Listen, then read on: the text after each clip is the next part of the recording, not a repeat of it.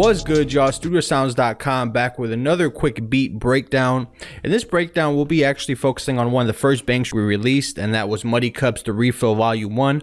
This is the bank just kind of based around the Metro Boomin and Future kind of combination, so there's a lot of sounds in there that really fit that kind of style. This has definitely been one of our more popular banks. People really love these sounds. They say it's very easy to create with, and to this day, we still get a lot of questions about what sounds were used in the actual demo beat, so I just want to go ahead and break that down real quick for you guys, so let's jump right into it.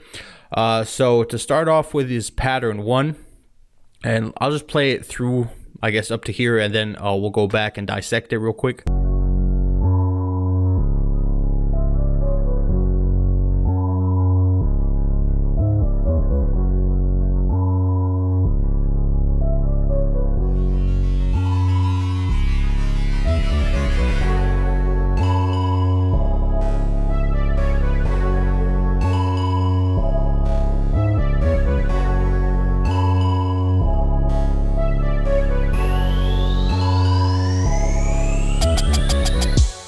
So that's the little intro part. I played a little longer than I wanted to, but I just still really like the beat, honestly.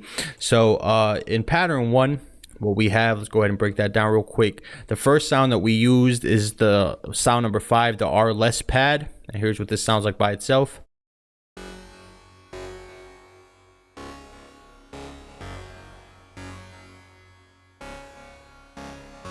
So just a nice kind of more sharper type stab.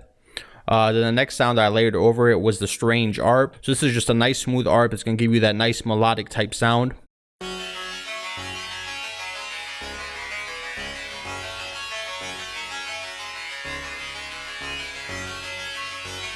Okay, very simple, but it sounds good. It has a nice kind of tone to it. It's not too soft, but it's also not too trap hard to where somebody couldn't really kind of harmonize or sing over the top of it like Future does.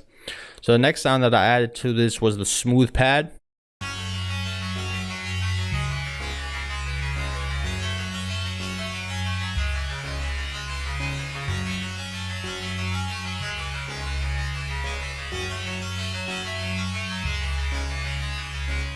So just to kind of continue that melodic type feel, it's more of a, it's kind of like a mid bass type pad. It's nice and smooth, but it's not overdone again. So just kind of add a little bit of smoothness to the actual elements that I already have in there.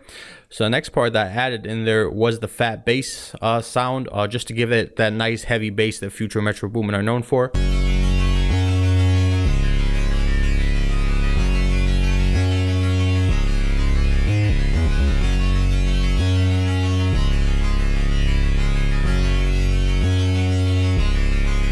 Okay, then the next sound is called the gently keys.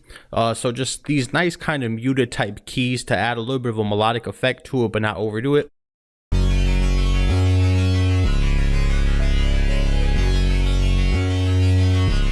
And you can barely hear this sound. Let me just solo it.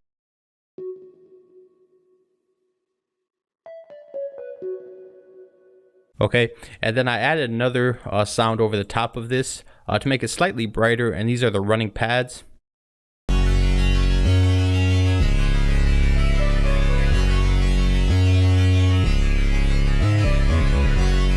And a lot of people thought that was a string sound from a different VST. It's not, it's just the running pads from the same bank, the Muddy Cup's bank. And then I added a nice little melodic pluck to it. I didn't want to, like I said, I didn't want to overdo it, but I did want that kind of melodic kind of feel in there, just so it's something that will catch the listener's ear and just make it a little bit more catchy.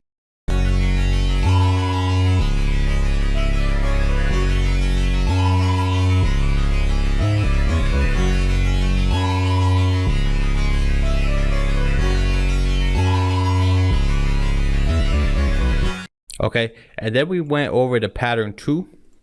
And if you look at the differences, pattern 2 is actually going to have the strange ARP out of it. So I wanted to keep this part a little bit more open. This first part was used just for the intro. So it was actually had a filter over the top of it. So I wanted to sound a little bit hyper. Now when it drops into this, I want it to be a little bit smoother. And this is where the artist would actually come in.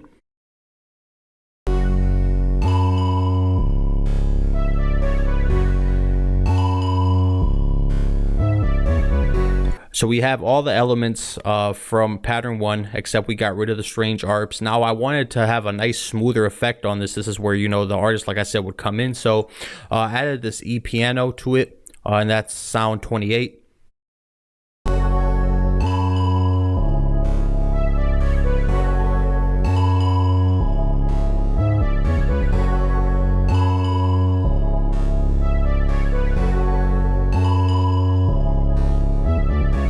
So that gives it that nice kind of big open feel, but it still makes it a lot more melodic than number 1. So that was kind of cool, and it kind of fit what I wanted to do with it. And then I have pattern 1, again Sylenth, and this is the 70, the effects up. So just a little transition effect. Okay, and then we go to pattern 3. Pattern 3 is the beginning of the verse.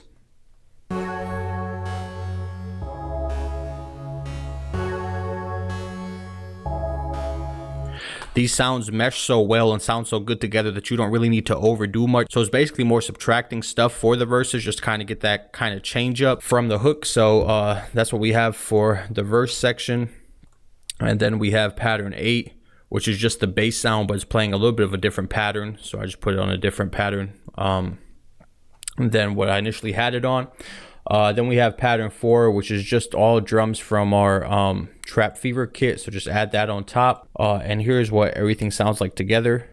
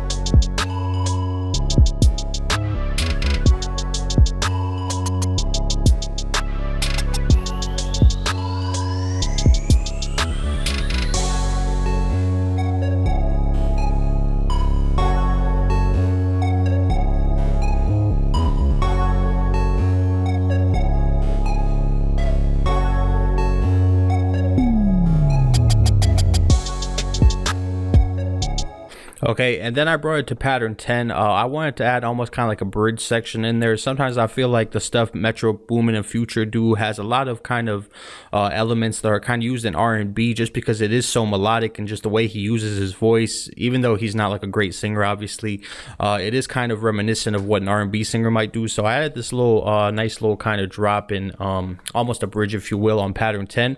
So I had a lot of the same elements playing. The smooth pad, the little arps up here, the same bass sound, gently keys, except I removed the little rundown to kind of keep it a little bit more open. Running pads again, but just removed the little rundown. I kept my E piano from the hook. Insane trap pluck, just kind of changed it a little bit. Okay, and then I just added the Future tune pluck to this.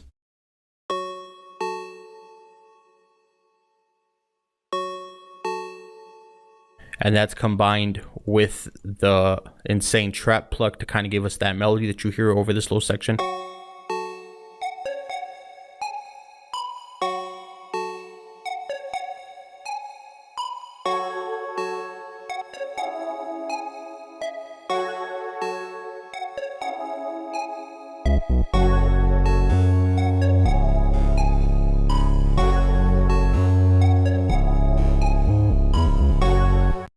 Okay, and then I added just a little drop, and this is the effects sub down, so just a nice little 808 type drop, and I use that as the drop to kind of transition it back to the sections that actually had drums on them. And yeah, when you put it all together and it transfers over to the next section, this is what it sounds like.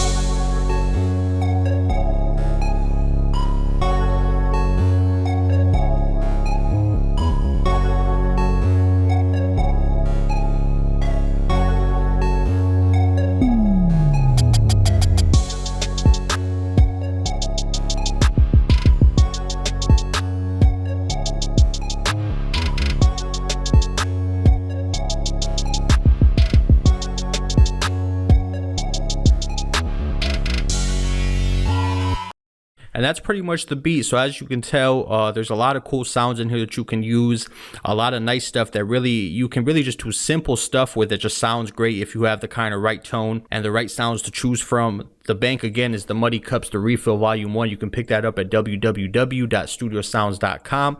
I hope that clears up any questions that people had about what I used, and I hope you actually enjoyed the video and learned something new. Make sure you subscribe to our YouTube. We'll be doing a lot more beat breakdowns and giveaways and different things like that. Please like the video if you enjoyed it. Until next time, studiosounds.com.